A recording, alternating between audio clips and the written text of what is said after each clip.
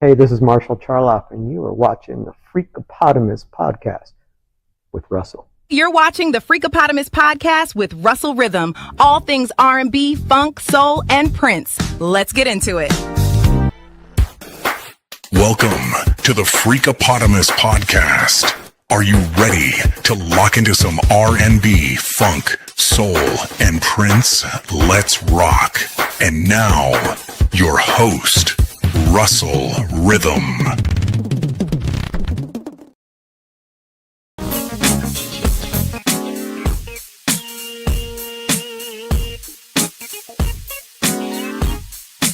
Yeah, that's right.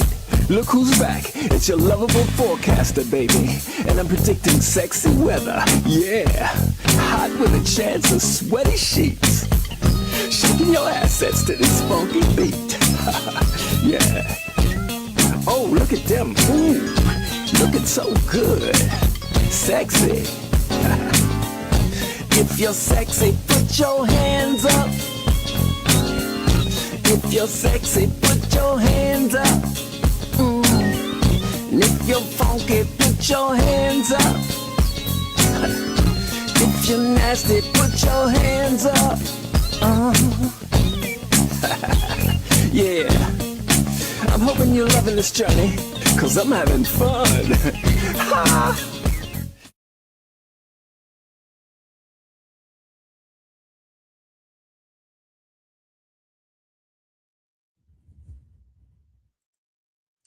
What's up, everybody, and welcome back once again to the Freakapotamus Podcast, the show where we bring you the voices that shape the sound of yesterday and also the voices that shape the sound of tomorrow. I am your host, Russell Rhythm. New name, same show. And tonight on the Freakapotamus Podcast, I am incredibly excited to welcome a man whose musical journey is woven into the fabric of funk, R&B, soul, and the Minneapolis music history. He is a singer, songwriter, musician, producer, and one of the most respected bass players to come out of the legendary Minneapolis sound. He's been making music for decades, but he's not only looking in the rearview mirror. Andre Cymone is back with a brand new project, which drops tomorrow, by the way, and the title says it all, The Resurrection of Funk. And today, we're going to talk about the music, the inspiration behind this new album, the evolution of funk, his creative process, and what keeps him pushing forward after all these years. Of course, Andre has lived an extraordinary musical life, but today we're putting the spotlight where it belongs on Andre Cymone himself, the artist, and the music he's creating right now. And at some point throughout the live stream, we will also open up phone lines. If you want to call in and say hi, say hello, ask questions, please feel free to do so. We will throw the number up. And without further ado, this man needs no introduction. Would you please help me welcome the oh so funky Mr. Andre Cymone, aka Boombox Dre. Going on? What's going on, brother? What's going? Hey, man, everything, man. You know how it is. Good to see you, man. Good to see you. So what's going on? Oh, nothing much, man. Just trying to recover from the storm that came through. I was a little worried that the power was going to lose us tonight, but we are back. The storm is gone. And man, I got to tell you, listen, I've been looking forward to this conversation for a while. You have a new album coming out called The Resurrection of Funk. And even the title alone makes me want to turn the music up. Yeah, it's a fun album, man. It's a fun album. Had a lot of fun making it. Making it. Yeah. We're going to hear all about it tonight, hopefully. But let's jump right into it, man. When you look at where you are musically today, what made this the right time for the resurrection of funk? You know what? So many things, really, to be honest with you. Part of it is, the state of music. Music is in an interesting place. I think artists, are a really important part of, really the people's experience with what's going on in the world. And we're all kind of connected. You're connected to me. I'm connected to you. All the folks out there that love to listen to the music that we create, all the different artists, really all over the map, really. And I just thought, really, there needed to be a different conversation happening in music, musically and lyrically. And so I just thought, you know what, I'm going to do it. And I look at it like this. It's for me, it's not so much about me. I'm good, but it's about, really being able to inspire, and it's really what an artist like me represents. You know what I mean? I call it R&I. So but yeah, no, so but basically, and so right now that's part of it. And another part of it is, I had, kind of a lot to do with the Minneapolis music, Yeah. reality. And as time went by, people seemed to lose sight of that. Now, I know Prince did. He knew. He always knew because we were in a band together. So Right. he was very well aware of me. And I mean, he came to live in my house and all that kind of stuff. And I think I got to stop thinking people know stuff that they don't know. But he did. A lot of people don't know I got him his first guitar, and Right. me and Charles got him his second guitar. So I mean, so it's just there's a history that that I think really that history can be told almost best through music. Because Right. people can say a lot of things, and a lot of times people don't really know our experience. What we were going through, because we were struggling. It was rough for a while. But Mhm. we came through, and it worked out the way that it worked out. It's a beautiful thing. And so, but those are some of the reasons that now is a great time for funk and for the resurrection. Yeah. And there's so many more. I mean, I think funk music really, as time has gone by, it's kind of been not getting the flowers and the shine, and that I feel it deserves.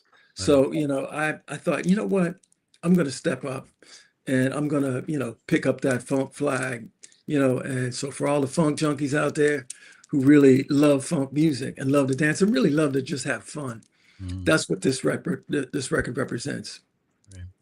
I love that, man. I love that. So let's just start with the incredible title, man, The Resurrection of Funk. What does the Mhm. resurrection of funk, kind of a tongue twister there, Mhm.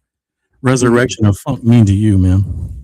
Well, it means bringing funk back. I was inspired by a lot of really amazing funk, artists. I don't, needless to say, Sly and the Family Stone, Bootsy, George Clinton, Bootsy Collins. I mean, the list goes on and on. And they really inspired me. So I feel like I stand on their shoulders. And really, you know,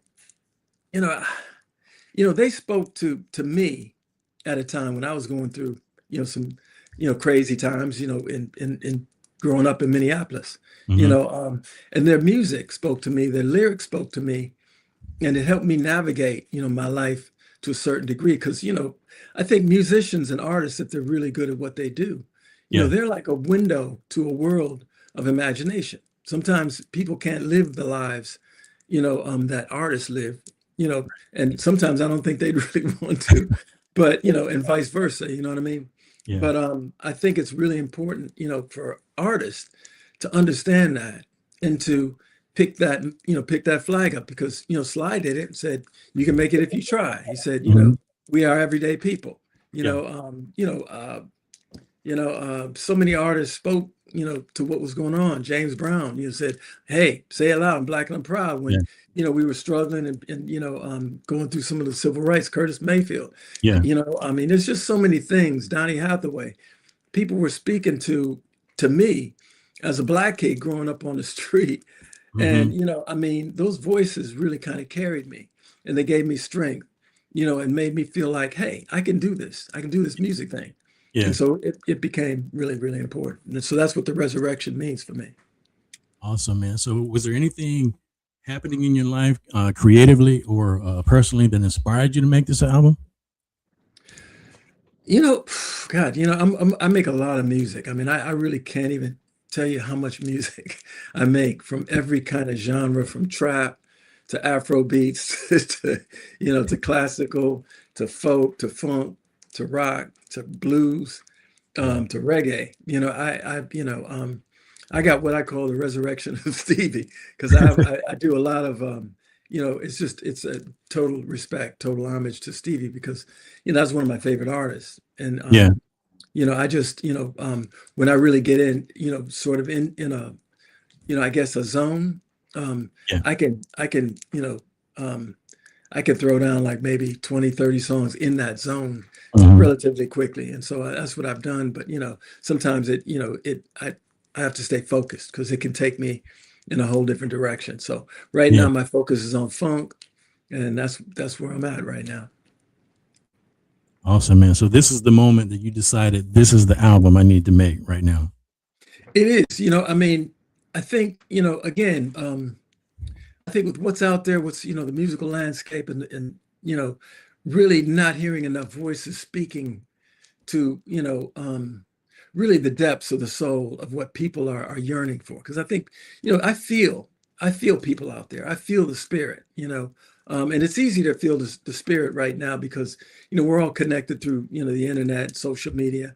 Mhm. So you can feel where people are coming from. You can feel what they're saying. And I listen, I always keep my ear, to the street, to the ground, and I always have.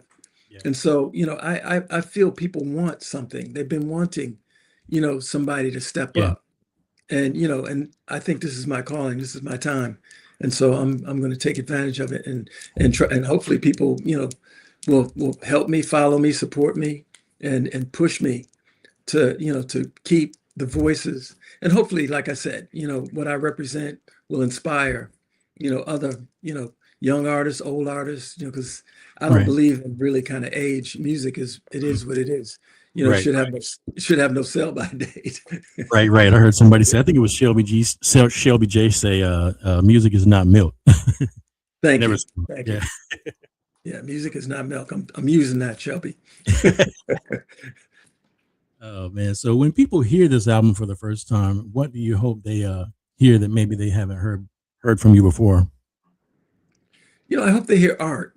I hope they hear, an artist. I hope they hear voices of, of,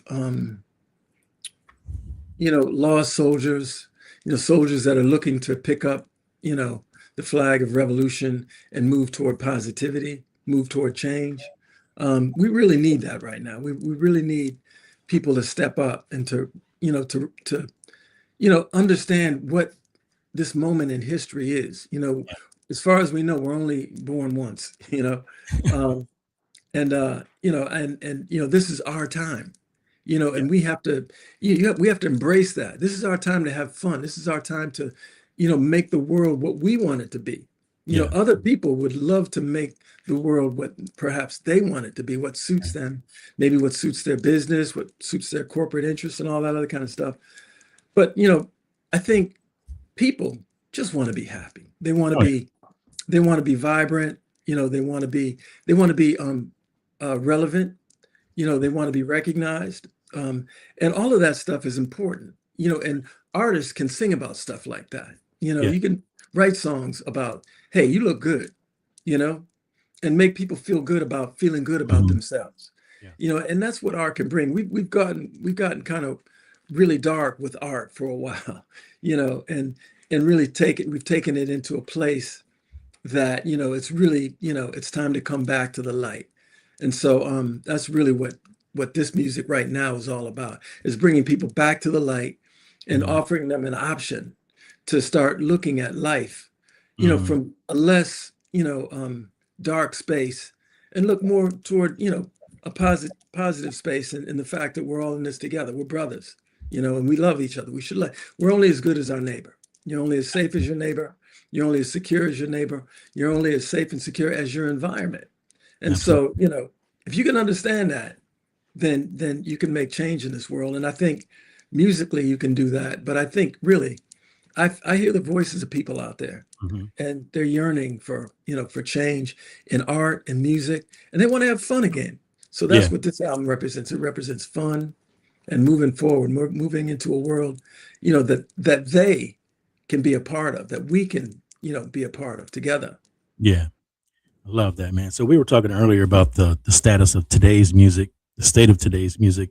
Mhm. Funk has obviously evolved over the decades. What do you think the word funk means in 2026, and where do you think funk fits in today's music?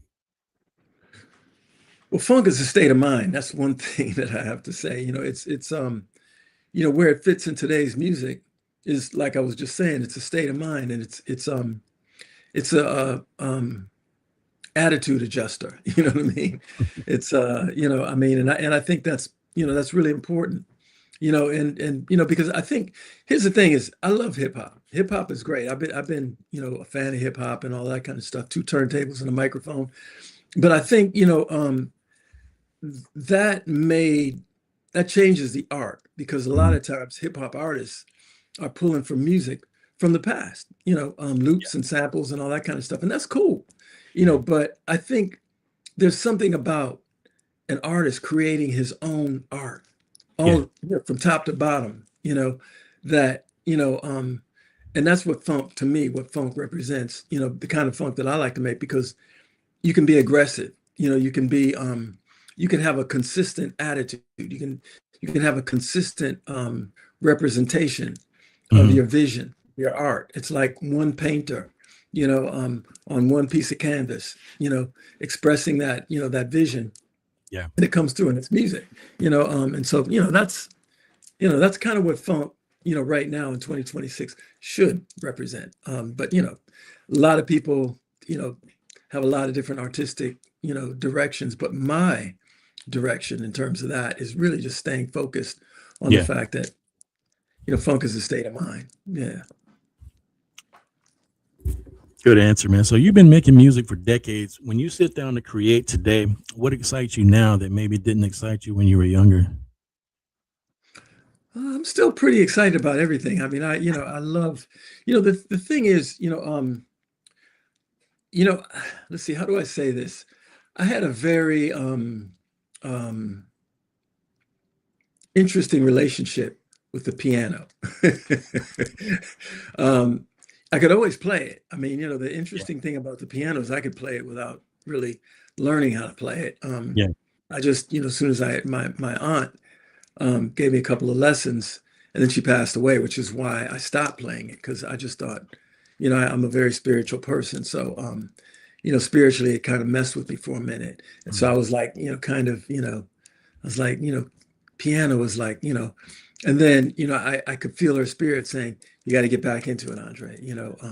This is your, that's your gift, and you got to, respect your gift.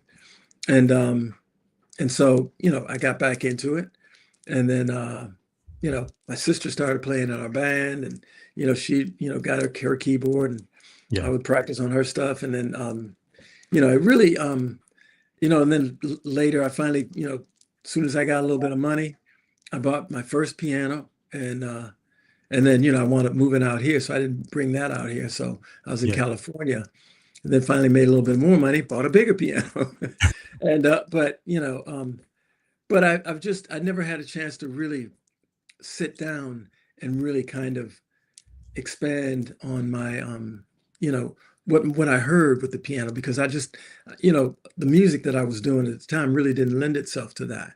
Yeah. So to answer your question, now what really inspires me a lot is I can just sit down and just play. And it really blows my mind sometimes what comes out of that, because I have no idea. It really feels like it's got little to do with me, and I'm just some sort of channel or vessel, because I'll lately I've just been recording everything that I play, because I'll sit down, I'll wake up in the morning, I'll sit at the piano, and I'll just start playing something, and I'll finish, and it was a whole composition. I mean, like top to bottom, it's like a whole song that I've never heard before. It was just in my head. Yeah. And that's been happening a lot lately. And so I just record it now, because it's like, and then I listen to it back and I go, oh my God, that's a song. Yeah. I don't know where it came from. I don't know who wrote it, but my fingers played it somehow. But anyway, so that's been inspiring. Speaking of playing, let's get into the guts of music a little bit. Just inside the studio for a minute. When Andre Cymone starts creating a song, what usually comes first? Bass line, melody, lyric, rhythm, or just a feeling? Probably the rhythm and the bass, because, I've said this before. I think I was beatboxing before they called it, beatboxing. It was never back in those days. No, it's just, but just coming up with a groove would be kind of like.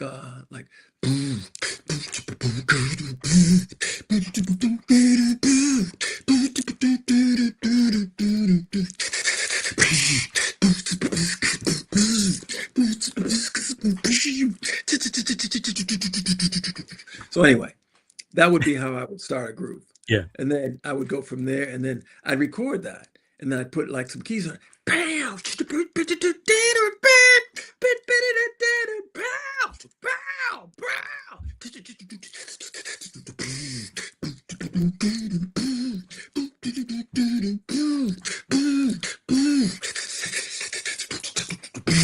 Anyway, so I would do that, and I'd create a groove, and then I'd go back and I'd listen to it, and I'd play the bass line.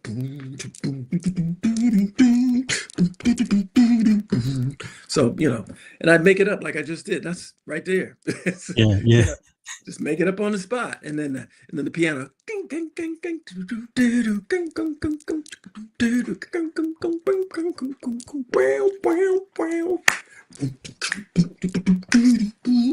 So next thing you know, you got a groove. So, yeah. So has it always come to you like that, or is it a particular song on this album that started that way, or? Ever since I was a kid. I'm talking, when I was a little kid, I used to come up with stuff. My mom used to always stop me. Andre, what is that? What are you humming?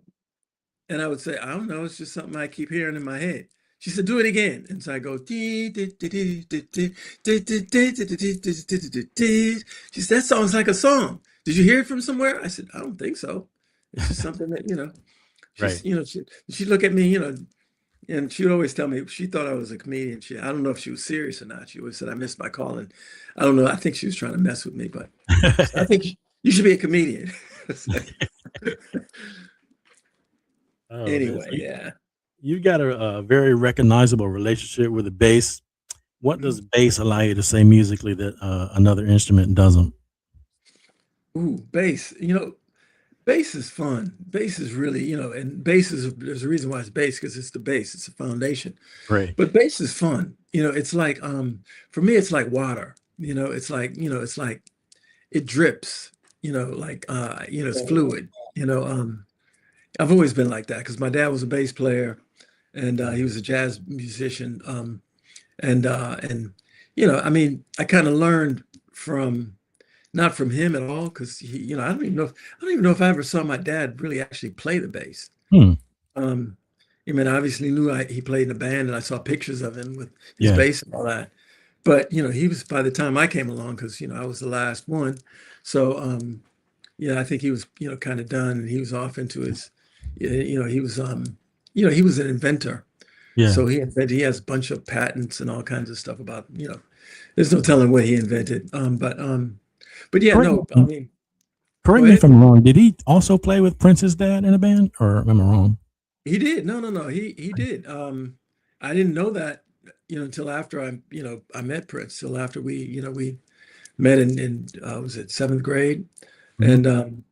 And then he said he could play the piano, and he said he was a musician, and blah blah blah blah. Yeah. And I thought, yeah, sure. And because I was already a musician, and I thought this kid was probably heard I was a musician, and was just blowing smoke up my behind.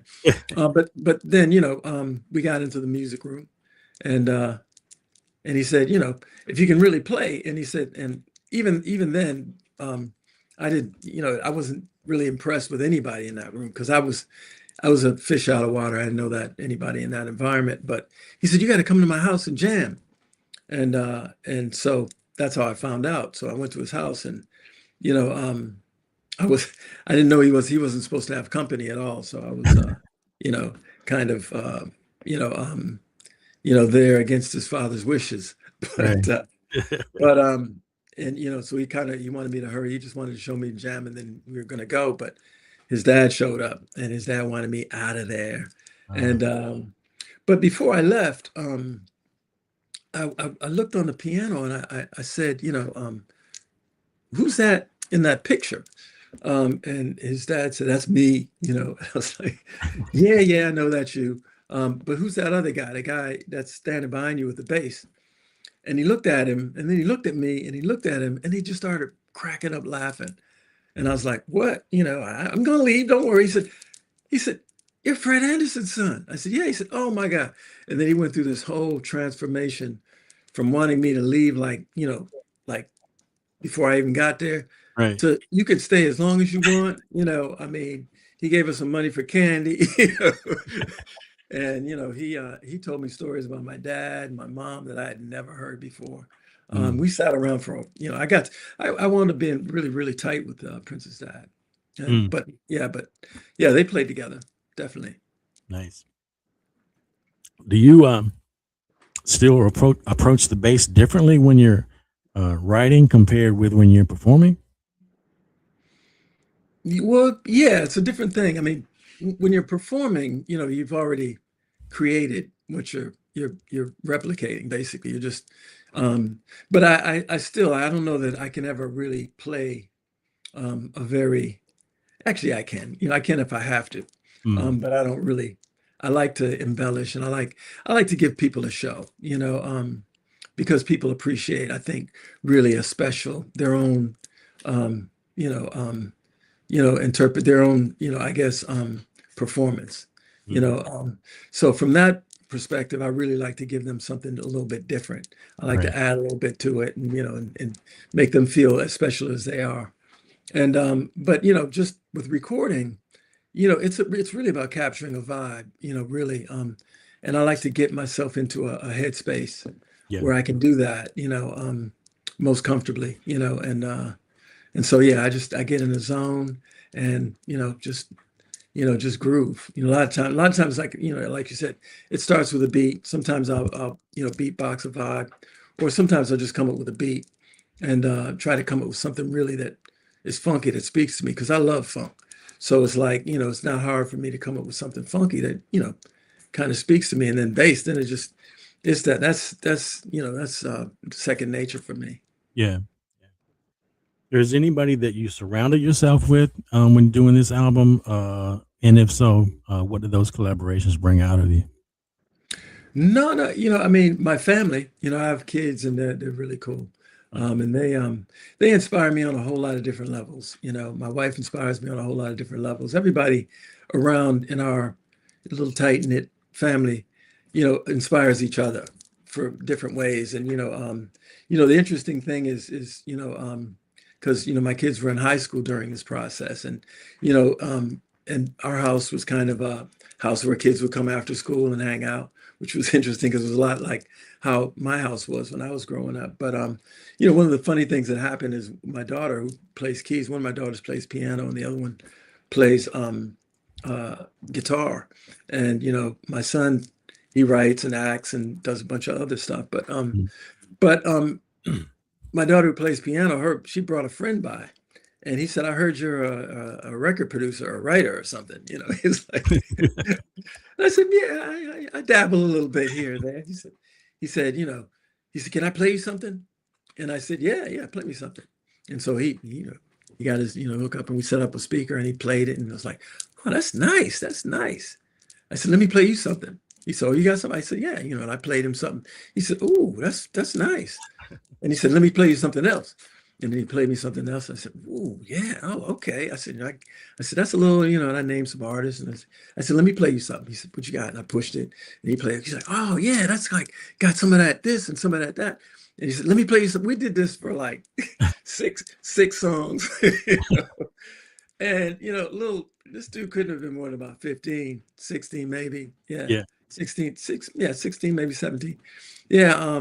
So it was fun. It's just, and I like the idea that, we can have fun like that, because it wasn't, he also said, "Hey, hold on, can you hold my backpack? I'm gonna run over here real quick." It's like, and I'm like, okay. So I guess that means, for him, if I can hold on to his backpack, I must be all right. So anyway, yeah, I found that was so funny to me. Yeah, that's a good story, man. That's hilarious. Speaking of the album, let's talk a little bit about the album of the day that was featured on Bandcamp, the little write-up. Let's take a look at that real quick.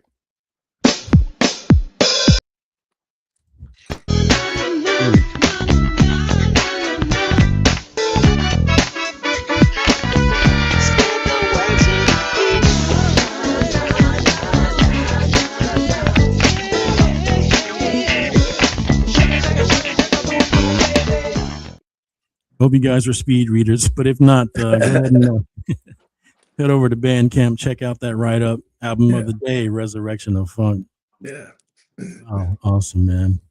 Is there one song on this album that feels especially personal to you? Maybe one that you're particularly excited for people to hear? Well, you just played it. I mean, that song that you just played is like, that song's a riot. I love it. I love it. It's Catherine, my wife, told me, she kept telling me, turn the bass up, you're a bass player. And so I cranked it, and you could hear it because, sometimes because I play, and a lot of times I take it for granted that I play, but, for somebody who loves bass like she does, she doesn't take it for granted. She wants to hear it. She wants to hear it loud. And so I'm like, oh, okay. And so we cranked it up. But yeah, no, that song, the actual title song, I think is really, really, is strong for me. Yeah. Has a lot of meaning because it's the resurrection. Yeah. There's really a lot of songs. I mean, the whole album really is a special album because it really, speaks to the heart of who I am. Really, if you really want to know who I am, this album is a great representation. And there's going to be a volume 2. So and it's already done. So there's going to be a follow up to this that's going to come out. We're shooting for like October, November, but yeah, it's the resurrection part too. Nice, man. I'm looking forward to it, man. I haven't heard it yet. I've heard clips that you've put on social media, but I haven't heard the entire album in its entirety. But I am so hyped. I'm ready for some new funk, man. Oh yeah. Well, the clips you heard, I mean, because if you saw any Boombox Dre clips, those are funk. That's funk that's I just created for that. He's got his own thing. He's got his own music. He'll probably release his own album because he's got a whole bunch of funk tracks that he just busts out, and he bum rushes people with his boombox and pushes play, and it's like some funk that comes from it ain't on this album. It ain't on the second album. It's just funk that he's collected, that's like, that he wants to turn people on to, and he's funky.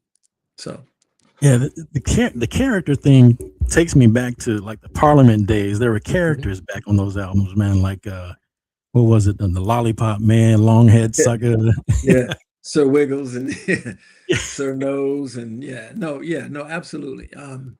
That's what I really, I'm like I said, I'm inspired by George. I'm inspired by Funkadelic. I'm inspired by Slimes. I'm inspired by all those guys, but definitely Funkadelic because why not? It's entertainment, and people really need, a release and escape, and I think artists need it just as much as people need it, because, you create these things and sometimes, a character can speak to something better than you can speak to it by just being, your everyday kind of thing, but you can step outside of your character, when you can create a character like Boombox Dre or the Funk Forecaster who, because you haven't heard the album, that clip you played in the beginning. Yeah. There's a character I created called the Funk Forecaster who guides you through the album. And he's a character, wait till you see him come out because he's like, he's crazy, and so he's coming from a whole different perspective, and he's basically telling you what to expect from the funk. He's basically breaking the funk down. He talks about funk from different cities, states, and so he's kind of breaking it down from there. But it's again, and I'm I pay all respect and homage to to Funkadelic because it's not like I'm trying to rip anything or anything like that. It's not that kind of thing at all. It's just when you're inspired, you got to be there's nothing wrong with that. I mean, they were inspired. He'd be the first one to tell you what did George say? I saw something where he said he got he said he got it from a bar mitzvah or something. Yeah, I was like, wow. I mean, so we're all inspired by something or somewhere, even, sometimes, like I said, in my case, sometimes it's the cosmos. Maybe there's some sort of reincarnation thing. I have no idea, but it was a gift to me and it's my gift to, all those who care to listen to it. Yeah, it's an awesome nod to the pioneers that started it all, man. Yeah. Not really like a duplicate, but like a nod. Yeah. All right, before we move forward, I'm going to go ahead and open up the phone lines for those that want to call in. We'll do that real quick. We don't want to go too long on that. We just going to open it up for a few minutes here.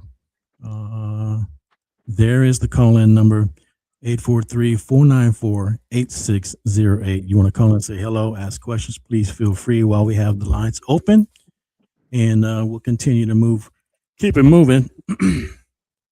So when you imagine somebody putting this album out for the first time, what do you hope happens to them?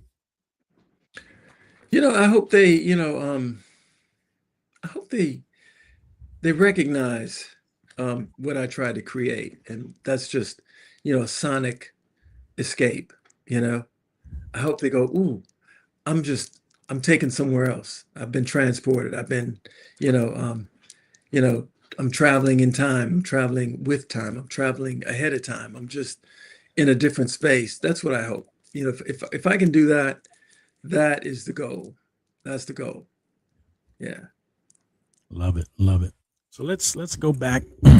You've had an extraordinary musical journey, beginning as a young musician in Minneapolis and eventually becoming the artist you are today. Mm-hmm. When you look back at that young Andre Cymone, what would you tell him now? Wow. What would I tell him? The interesting thing is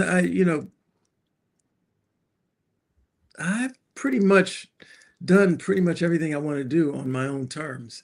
I guess I would probably be I would tell him to be, I don't know. I was going to say I'd tell him to be a little more assertive because I'm always, hey, no, you go ahead. I'm always very humble and cordial and and if you're my friend, I got your back. And I don't know that I would change that. I just, I've been a little disappointed with folks from time to time because, I can be that way, but other folks seem to be a little bit less, I guess, magnanimous. Yeah. But it's, the reality is, I've always been able to do what I need to do. Yeah. And I love my life. I love the life I live. I don't have any regrets. I got amazing kids, beautiful family. My older kids are amazing. They're talented and I love what they do and they inspire me, so I'm just, I'm happy. I got a great family, my siblings, my older sisters, my brother, I only got one brother left now. So, and I was just hanging with him, which was great. And I got a chance to play him some music that, because I love to, play people stuff that, I think that they would really enjoy because I create so much music. I think he'd probably like this. So I played it to him in the car and he was getting his groove on. And it was like, it was a piece that was kind of like, war. What was that? Street Rider or whatever. Mm-hmm. It's kind of in that vibe because my brother likes that kind of stuff. So I had something in that vibe. I said, "You're gonna like this." So I put it on, blasted it, and he was loving it. So yeah. Nice. So everybody knows you and Prince grew up together, shared a very formative part of your lives, and experienced things together that very few people could understand. Without turning this into a Prince retrospective, mm-hmm. Is there something you learned during those early days that still influences the musician you are today? Oh yeah, lots. I mean, Prince, always, was a musical genius. I mean, he really, really was. He, I think there's so many things that he kind of instilled in me. And I like to think I instilled a lot of things in him because obviously we were in a band. And so,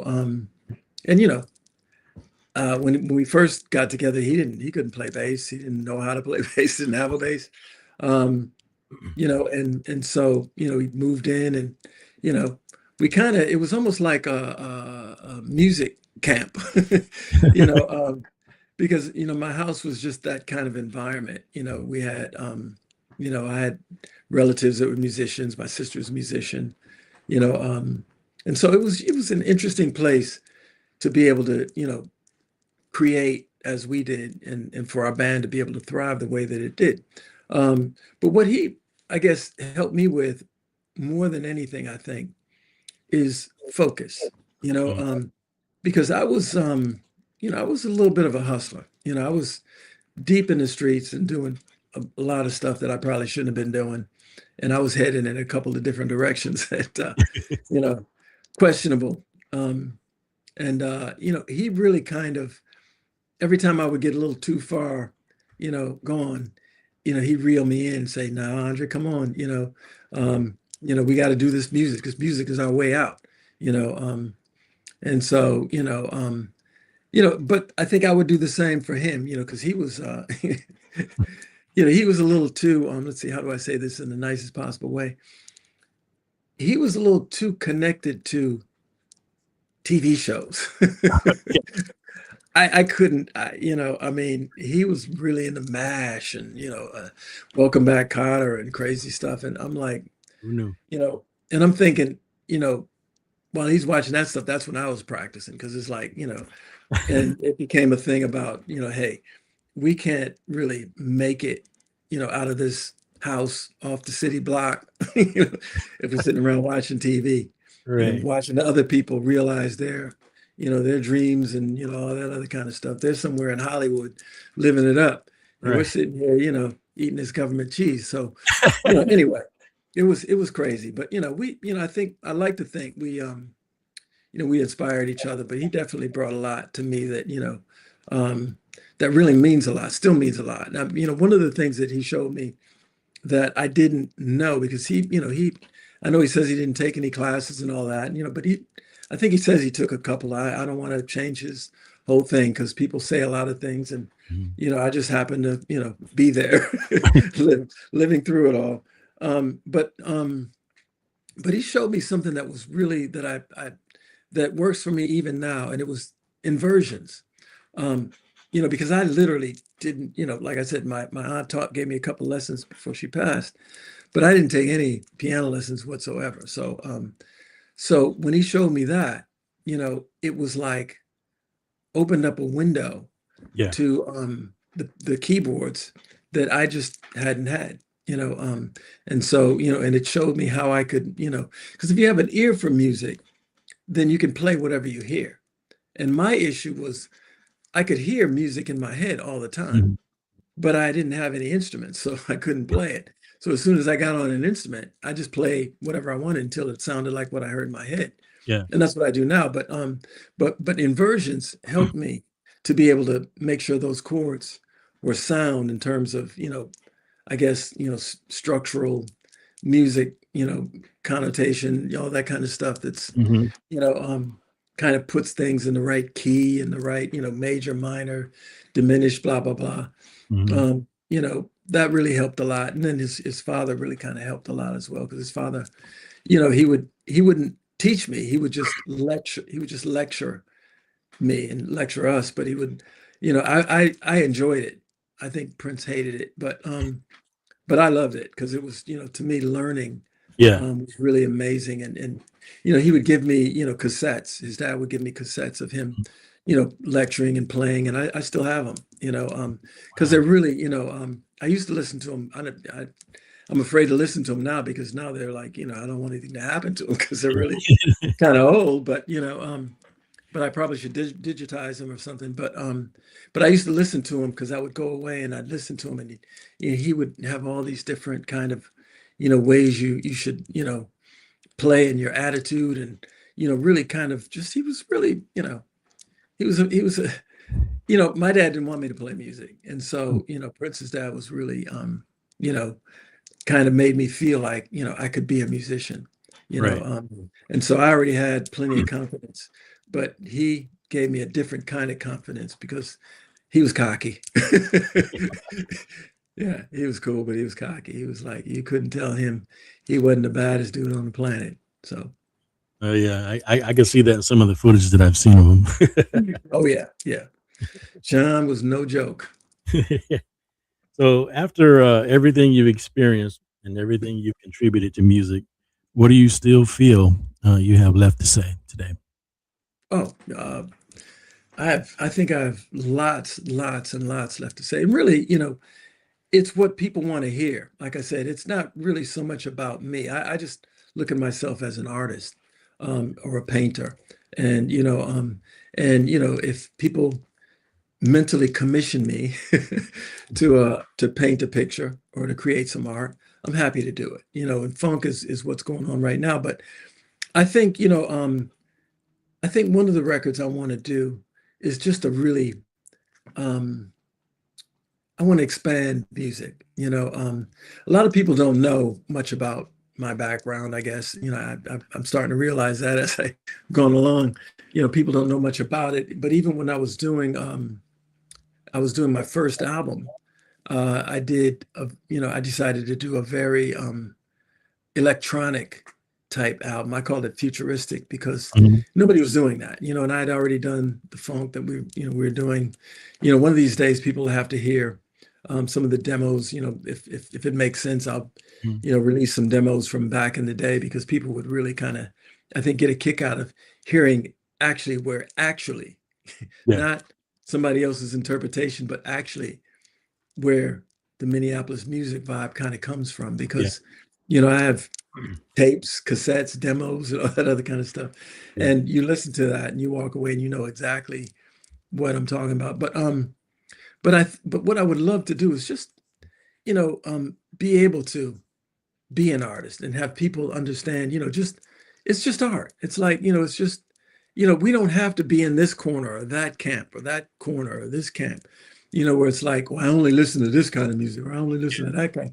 It's like, music is music. If it speaks to you, if it can take you on that journey, if it can expand your mind and open up your imagination, you know, whether it's me playing acoustic guitar or me playing the piano, because I've written, God, maybe 40 classical compositions Wow. that I want to release at some point, just a classical album. It's just instrumental, classical, and it's beautiful. I mean, it really is an amazing, and it's already done. I do Christmas songs. I've done Christmas music. I've done Yeah. all of that kind of stuff, and I want to start getting it out. And and like I said, I started doing a reggae album that's Wow. really kind of immersed in the spirit, and it's really, really powerful.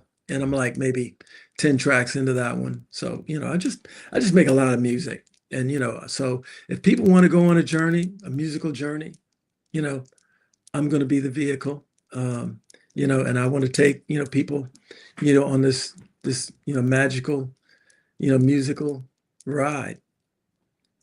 That's good to know, brother, man. Hopefully that some of that stuff will see the light of day. Oh yeah, it will. Yeah, you've seen so many different eras of music come and go, and you're still here creating, man. That's remarkable, man. So let's talk about the state of R&B music today. What do you think uh, what the state of R&B music is today? Or where do you think it's thriving? And do you think it could use a little more of that old school soul? I mean, there's some artists out there that are making some noise. There's a few artists that I like. There's a few. I mean, the thing is, to me, they're just there can always be more, Yeah, and there can be, and people put such an emphasis on, you know, um, I guess ageism or something, right. and really it's just music, and it's like I like Arlo Parks, I like Steve Lacy, I like Childish Gambino, I like Nick Hakim. There's just so many artists that are doing, James Blake. Uh, a lot of the Stones Throw, records are really cool. I mean, there's just so much art, you know, um, you know, um, Fantastic Negrito. I mean, there's just a lot of people doing a lot of really cool stuff. Yeah, Um, and it's all over the place. R&B in particular, though, it's I think we could use a little more, of just really songwriting, yeah, crafting, and really kind of digging a little deeper. Like I get into it a little bit on this record. I want to get into it a lot. I have like a version I call Sexy Resurrection. mm, That's like ballads that are in the Marvin Gaye kind mm, of, zone, and definitely into, sexy, you know, Blue Torchlight Zone, and I go there. I go all the way, and I have fun going there because I'm comfortable, in that space. So I had a lot of songs in that zone. It just I would have put more of them on this album. It's just that I really wanted to focus on the funk, Yeah. and so but yeah, R&B. I think R&B could use a shot in the arm, and I'm gonna try to see if I can't do that because I think sometimes writers, songwriters, and artists, sometimes they just need somebody to step out there and say, I'll stick my head out there, because I've always been that. I was that guy in our band back in the day. Yeah. I was always the one willing to just say, well, let's just do it. It's just, somebody's got to take that first step, and I'm that guy. I've always been that guy. Let's just do it. And so, so I want to do that. I'm doing it with funk. I'm gonna do it with funk for a minute. And then I really want to really kind of push, R&B writers and try to inspire. Again, like I said, representing and inspiring, is what I'd love to do. And, I mean, other people can pick it up and they can take it and they can, roll with it, because that's what it's all about. It's about inspiring other artists to sort of reach their full potential. Oh, absolutely, man. I always say, I miss the days of live R&B bands. We don't have many R&B bands anymore. I think the last mainstream band R&B probably had was like Mint Condition or somebody like that, man. Yeah, Mint Condition and what Teddy was doing with Blackstreet. I mean, obviously Belle Biv DeVoe. I mean, there's some different Boys to Men. There was some groups out there that was making a lot of noise. And we had a sort of renaissance, an R&B renaissance for a while, I keep my ear to the ground. Tank, there's been a lot of people doing some different things. Even what Usher is doing and Chris Brown, what they're doing is R&B in a whole different, take. But I think, I just think you can always take that and expound on it, I mean, because. And I'm gonna do some stuff that I'm because I don't just talk the talk, I walk the walk. Yeah. So I want to show what I'm talking about, because there's a couple of songs I got that may not be on this album. They may not be on the next album. I may just put them out, and because I really want to inspire folks, because there's a couple of tracks that I got that are really kind of in a really masculine, sexual space that really kind of challenges other artists. It sets the bar up here, and and I think we got to do that. I got to do that. Right. And I think that's part of what we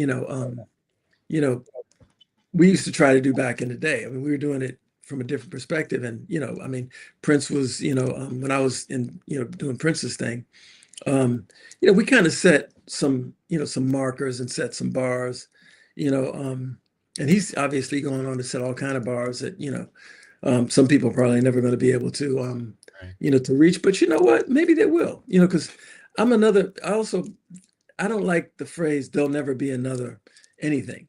Okay.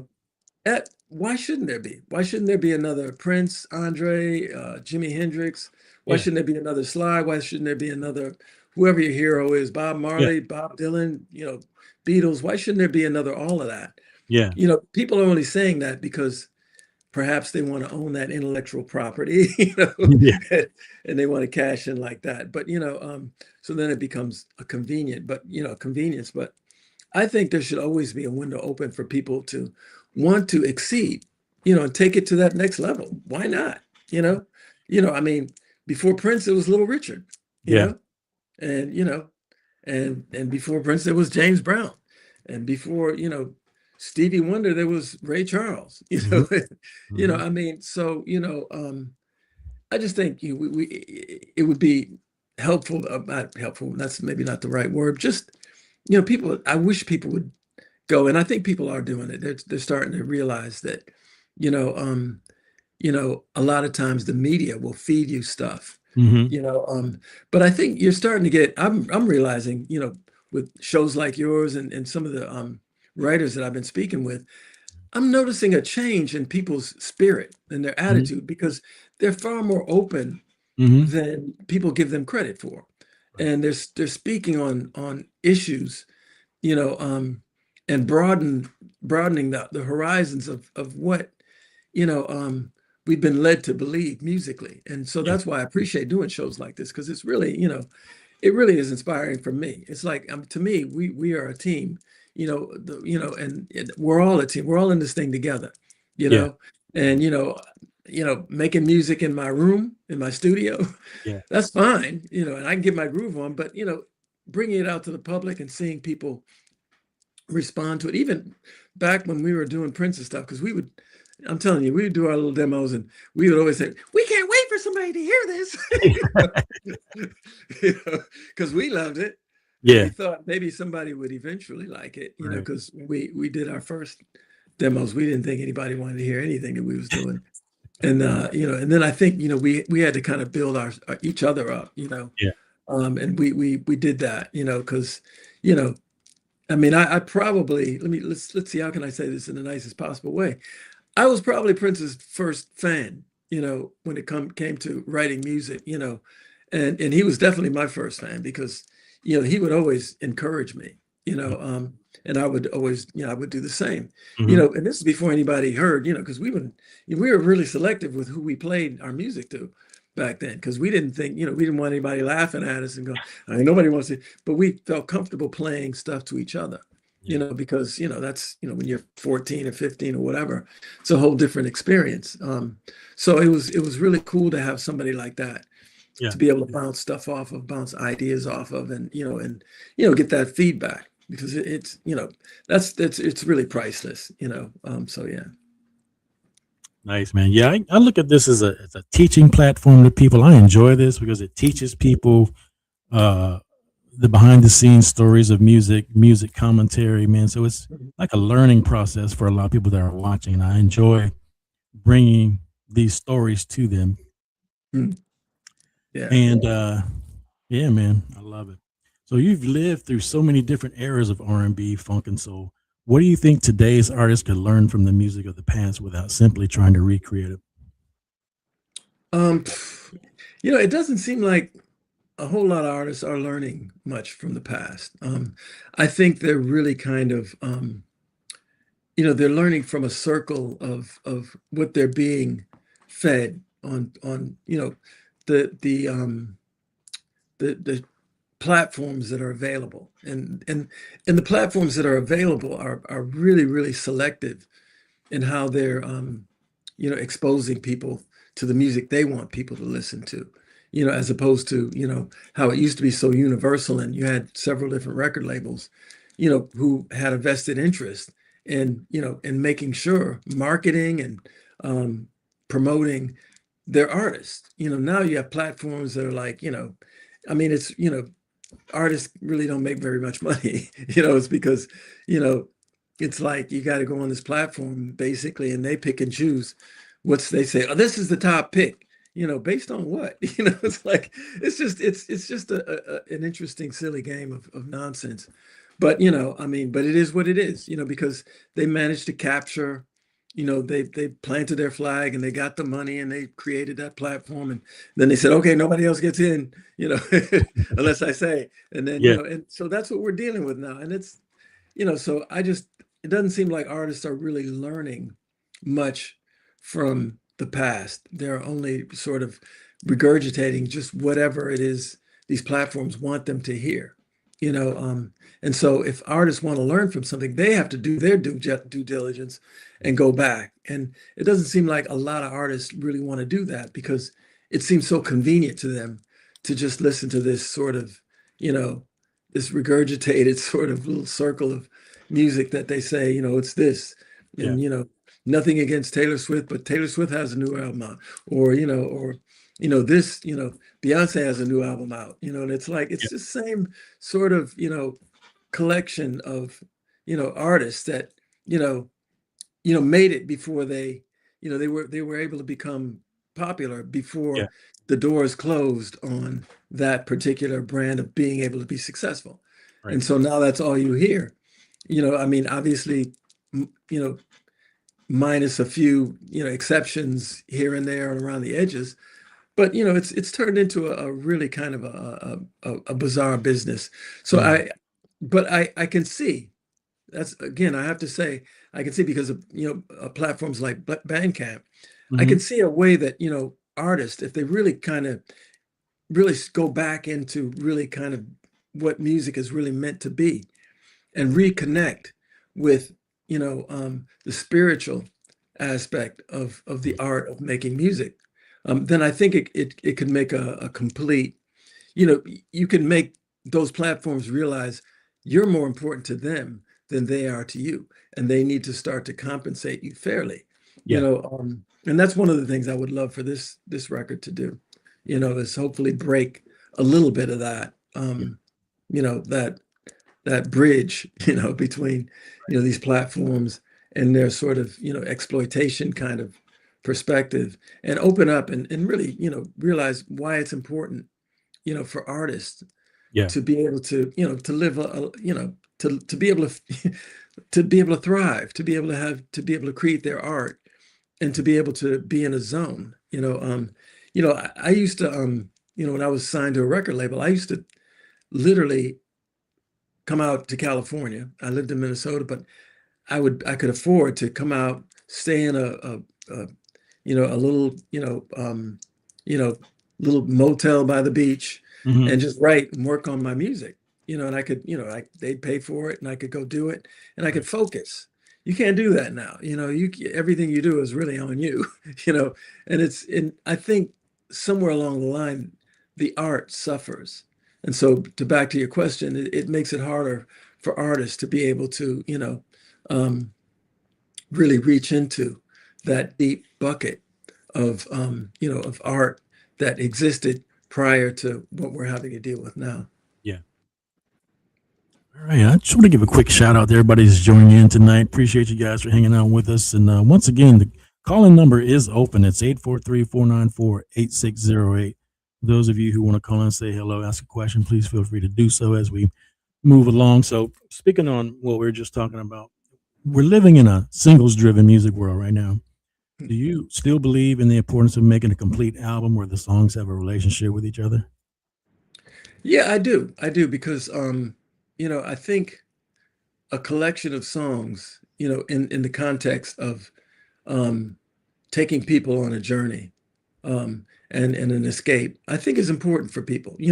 It may not be for everybody, but for those who can appreciate that, I think it's important, because, I mean, for me, that experience of putting on an album, like I really, the joy that putting on a Stevie Wonder album, when I would get that, I'd bring it home and put it on, and just, you didn't know what you were going to, what it was going to speak about, what it was going to talk about. You didn't know what journey it was going to take you on, but you knew it was going to take you on a journey. Mhm. And to me, that is priceless. I mean, and the idea that people don't do that, I mean, like, really, I mean, like we would, that was almost a ritual. It was a ritualistic kind of experience. And that's just, a few friends get together and sit around, your stereo, and Yeah. you just got the new, Santana album or something, Mhm. and you hearing it for the first time, and you put it on, and you just listen to it, and then you got to turn it over, and then you listen to the other side. It Yeah. was just such an experience. And then, you and your friends, whoever was listening, would talk about it. Man, the bass line and the keyboard part. Did you hear that one? It's like, oh man. And then he was talking about, and it's just this whole experience. You just went away on a trip Yeah. for 45, 50 minutes, My and so thing was the reading, idea that, say what? I'm sorry. My thing was reading the liner notes as the album's Yeah, playing, reading the liner notes, man. exactly. Yeah. Yeah. That, I mean, to me, that's priceless. It really is. And so people that are, doing the singles thing, you're missing out. It's really, less about me and less about, it's like, because, you know, once you experience that kind of thing, and I think some kids are getting back into that. I think they're starting to rediscover and realize, hey, we're being cheated. We're being cheated out of, because it's one thing to be the, for somebody like me to be that, what do they call it? Get off my lawn guy, in my day we had, blood, Tyrannosaurus, Rex. But it's a different thing because it really was an amazing experience.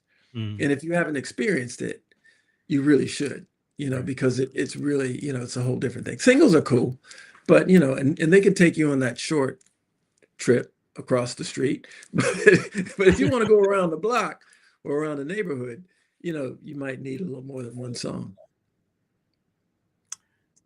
After all these years of writing and producing music, what do you believe separates a good song from a truly great song? Well, I mean, a good song sticks with you. Truly great song, sticks with you. I mean, it never leaves you. So a good song sticks with you. A great song never leaves you. I guess that would be how I would answer that. And what I mean by that is melodies are important. There's a therapy in the vibration of music, and there's a spirituality in the vibration of music, and it goes a lot deeper than just a simple song, and for me, that's one of the things that I think we should be spending a little bit more time on. And I would love to see people explore the science of music a little more. I mean, I get it. It's fun and it's poppy, and you can create these characters that can be exploited, and you can put them on tours and sell T-shirts and and all that kind of stuff. That's fantastic. But beyond that, music is deeper than that. It's a spiritual, therapeutic kind of thing. You could do very kind of therapy workshops, and I'm sure they probably exist, where you just sort of hear music and you can be transported, transformed. You can can time travel. Music has that ability, because time is a frame of mind. I mean, so anything that man created, man can recreate. So in terms of music, when you hear music playing, I know that sound. I think we got a caller here. So. Thanks for calling, caller. What's your name? Where are you calling from? Julie, Myrtle Beach, South Carolina. Julie from Myrtle Beach. How are you? Fine. How are you? I am good. Can you hear the caller, Andre? Yeah, Julie, how you doing? Hi, Julie. Is this Russell? Yes. Hey, Russell. Hey. Where are you at? Are you out of Charleston? I'm in Columbia. Oh, Columbia. Okay. All right. Well, how do you do this? Because you're in the middle of talking. He's like talking right now, right? No, we are live. If you have a question or you want to say hello, feel free to do so. Yeah. Oh. You're on. Oh, so we can hear. Okay. Hey. Hey, Andre Cymone, what's going on? Hey, Julie, how you doing? Oh, see, we can't hear him. I can't hear him. You can't hear him? No, let me go to I got you on my phone. Hold on, I'm gonna go to my Facebook. Okay, yeah, you might want to tune into the live to hear him. Okay. It's kind of weird how it works, but okay. Technology. Because I heard him. Yeah. You might want to keep the volume down on the live stream because it's making some feedback. It's a little delayed. Like I got you on my phone, but I got you on my live, and it seems delayed. Okay.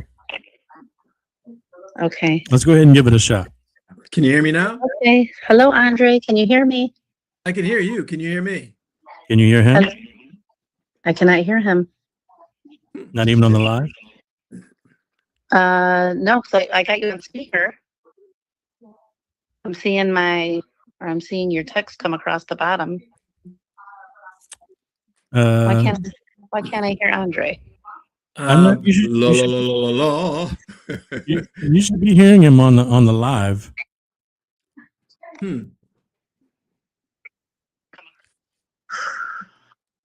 Anyway, if you have a question, you can go ahead and ask it, and then you can watch it back on the playback. If okay, I'll watch it back. Okay. delayed and I'm hearing it over talking the speaker, but I just wanted to say hey and just a couple things. Sure. Go ahead. Go ahead. You're on. Okay. I just wanted to say back in the day, I used to dance to Kelly's Eyes. I'm a Detroit motor baby. I used to listen to the Mojo. I saw you on the scene back in the day, the new dance show with Matt Morris. I don't know if you remember all that, but pretty funny old stuff. Yeah. And what else was I going to? I always wanted to say thank you to your mother because I think she had open arms and to Prince, and I think that was great. And I've been listening to him since I was probably back in 82, 83. I was like 12, 13. My little story is always, I was a Van Halen girl, and then I saw Prince come on, and I said, "Oh, look out, Eddie, move on over, Van Halen." Even though I still look really rough, he's been bouncing around lately, and I love him. But good showman. But they had a couple things in common. You probably knew about that. Good old Apollonia back in the day. I laugh.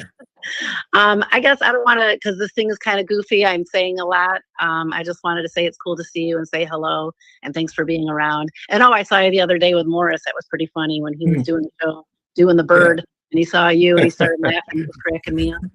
Yeah. But I guess that's all I got to say because I don't think the feedback's coming on right. And I'm excited to hear what you got coming out soon. And that's another thing I was wondering. When's that? When are you planning on getting that released? And I guess that's it. And rock on. What's up? All right.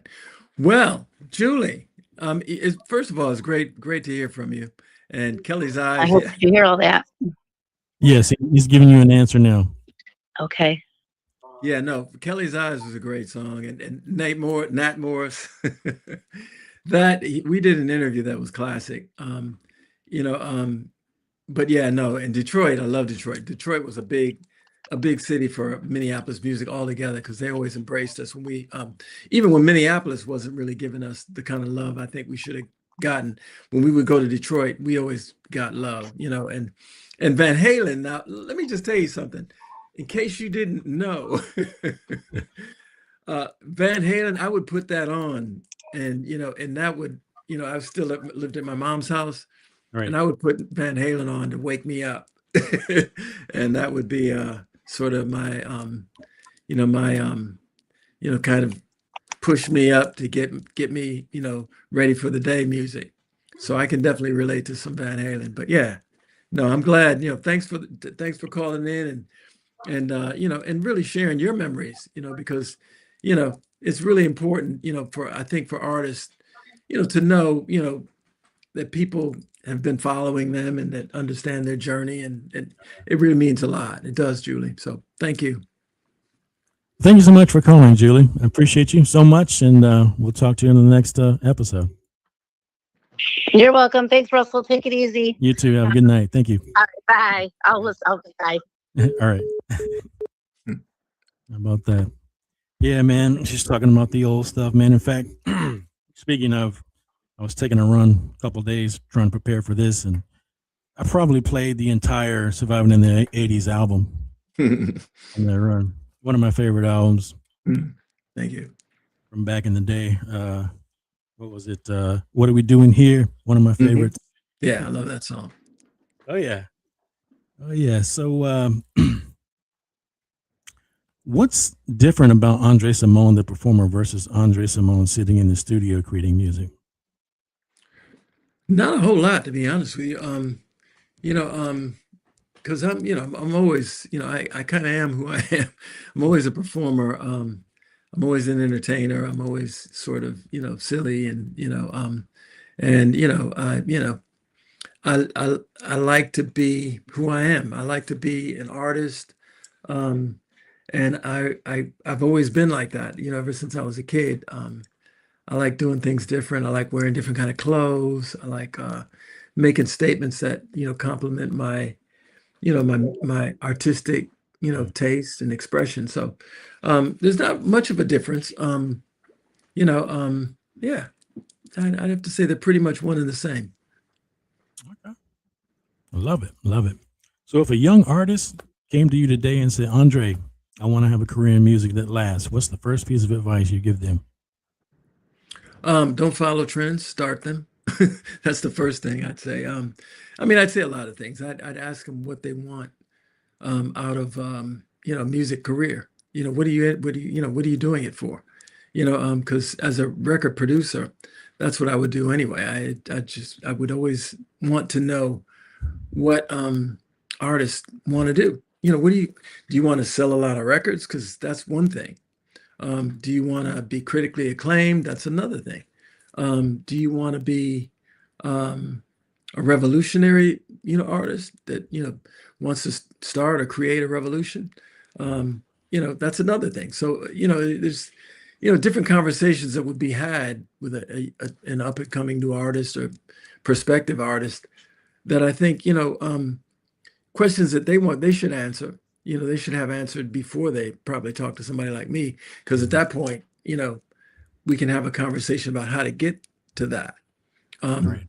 But yeah, I would just, it starts with a conversation, and, knowing what you want, because, again, like you were saying earlier, just, artists need to kind of dig into the well of the past, and sometimes you can do that and you can create, music for the future, so, because it's all, it's all related. We're still talking about instruments so far, so it's just bass, drums, guitars, pianos, synthesizers, and your imagination, so yeah. Nice. All right, brother. I think we've done it. That time has come. I really appreciate you taking the time to hang out with us here on the Freakapotamus Podcast tonight, man. It's been a pleasure talking with you. Not just about the music, not just about the music you've already given us, but about where you're going next. The Resurrection of Funk is such a powerful title.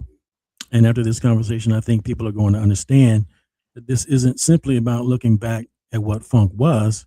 It's about reminding people about what funk can still be.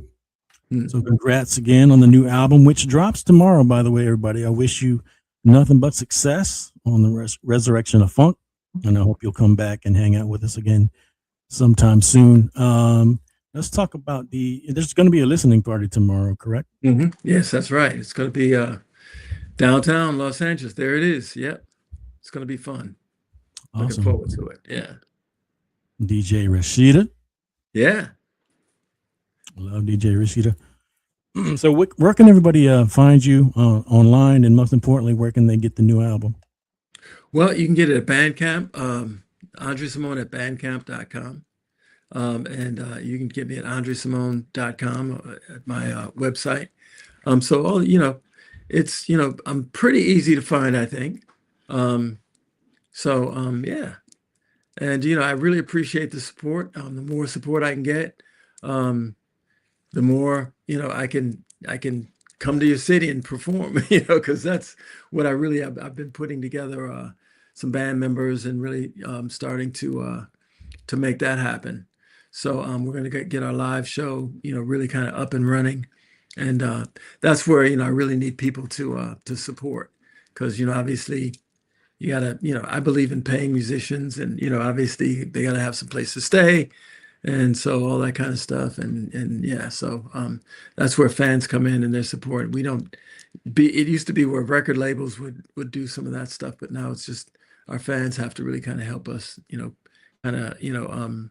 make that part of it happen. So Okay. I appreciate it. And I appreciate shows like like yours very much, Russ, Yeah. because it's really kind of, helps us get our word out there so people can understand what we're trying to do and what we're really all about. So I appreciate it. Thank you, brother. Appreciate that. Cool. That's right. So everybody watching and listening, make sure you follow Andre. Check out the new album. Keep supporting the artists who continue to create, evolve, and keep this music alive. Andre, everybody, thanks again, brother. I'm going to drop you All out. right. But, hope to see you again soon. Volume 2 coming. All right. You take care. All right. Have a good night, brother. All right. You too. Take care. All right. Everybody, hope you enjoyed that conversation with Mr. Andre Cymone tonight. I am Russell Rhythm. This is the Freakapotamus Podcast. And remember, check me out on all of my socials. If you haven't already, I'm over on YouTube. Make sure you subscribe there. Hit the bell for future notifications for when I drop a new episode. You'll be notified. Also, hit me up on TikTok. I'm over there. Instagram, Facebook, have 2 Facebook groups. What else? Twitch. I'm over on Twitch. Also on all of the audio platforms, Apple, Spotify, iHeart, all of that. Those of you who are watching tonight, you want to head over there and just listen to the podcast. That's where I am. So like I always say, everybody, live, love, and dream. Thanks everybody who are hanging out with us tonight. Appreciate you so much. And until next time, peace, y'all.